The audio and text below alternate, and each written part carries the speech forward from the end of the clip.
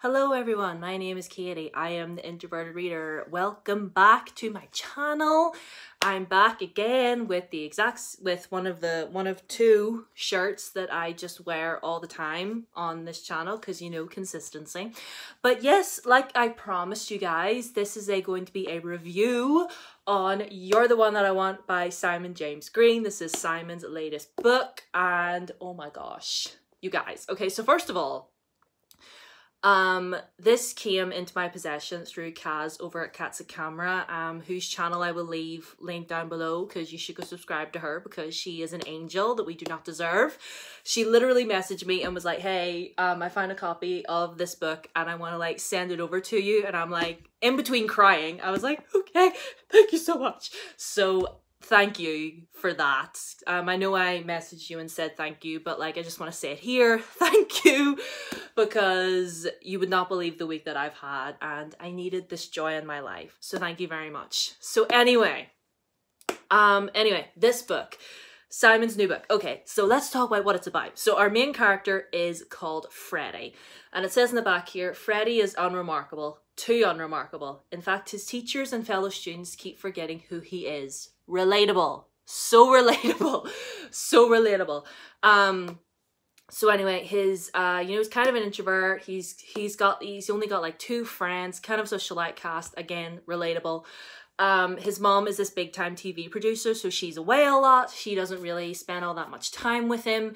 And then one day he kind of just decides, do you know what? I am going to just say yes. Yes to life, yes to this, yes to that. Like, he kind of wants to reinvent himself and, you know, kind of get more out of life than he already is, make a name for himself, make himself a bit more well-known.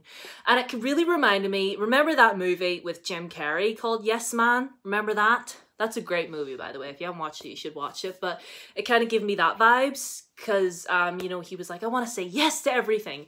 So then his friend Ruby, who was an absolute queen, by the way, loved her, she convinces him to go for the school musical, which is Grease, hence the Grease lightning on the cover there.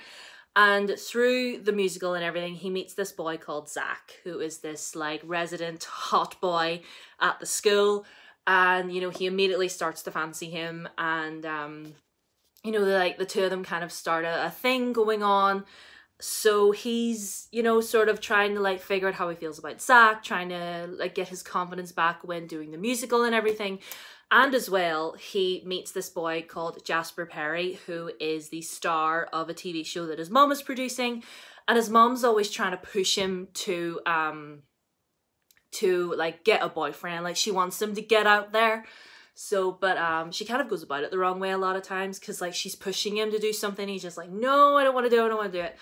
But like, anyway, there's all that going on and there's a whole lot of shenanigans and just your average, just your normal sort of like slapstick British humor that I just love in all of Simon's books. Like, Simon's books never ever fail to make me laugh and make me smile.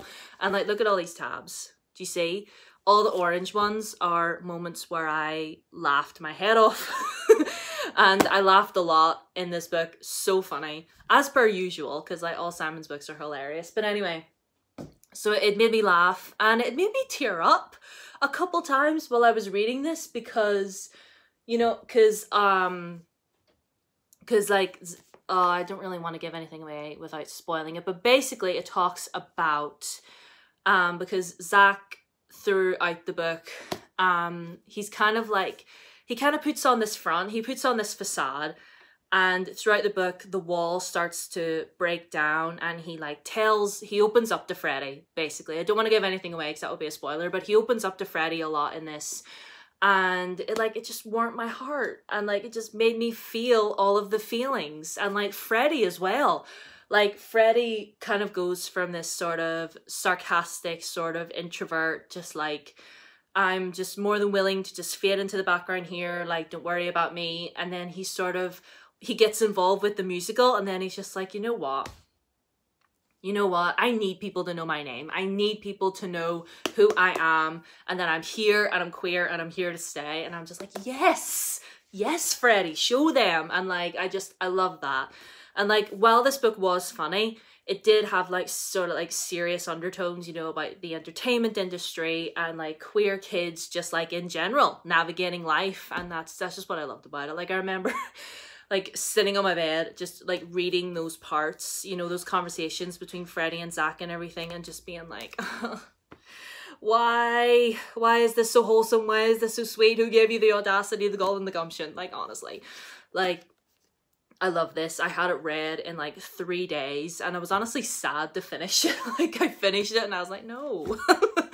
Like, which I do every single time I read Simon's books. Like it made me laugh, it made me tear up, it made me feel things. All of the emotions that you could possibly feel, I felt while reading this book. And I got a really, really heavy craving for some donuts. Like I wanted so bad to just go out and buy some donuts and just enjoy my life, you know. And as well, and I kind of wanted to watch Grease afterwards. Like I watched Grease live a while ago, which was okay, but like nothing beats the original, am I right? And funnily enough, it was actually on one night and I was like, oh, everybody out of the room, I'm gonna watch this real quick. But like, I love this. I love this so much. Like I love Freddie, I loved Sam, I loved Ruby. I even loved Zach. Like he had some problems. Like we went through the ringer with Zach a little bit, but like I loved him. And like I loved everything about this. And I realized that this review is really rambly, but all you need to know is that I've been screaming from this hilltop for long enough. And you just need to read Simon's books. You need to read Simon's books, especially this one. And Alice in Wonderland. And Noah. And Heartbreak Boys. You just need to read his books. Okay? And if you love musicals, if you love donuts, if you love friendship, you know, and having the sort of friends that will come to your house with cookie dough ice cream and Dominoes on the way to make you feel better about a breakup, then yeah, read this book. Anyway, that is all for my ramblings today. All you need to know, I love this. 5 out of 5 stars, and just, it was beautiful. It was beautiful. It was a beautiful story and a little bit more serious than a lot of Simon's other books. Like, yes, it was still funny, but there, like I said, there was some like more serious undertones. You know, when it came to being like just queer kids in this day and age, and queer kids being open at school and stuff. And like, I love that. I love that so much.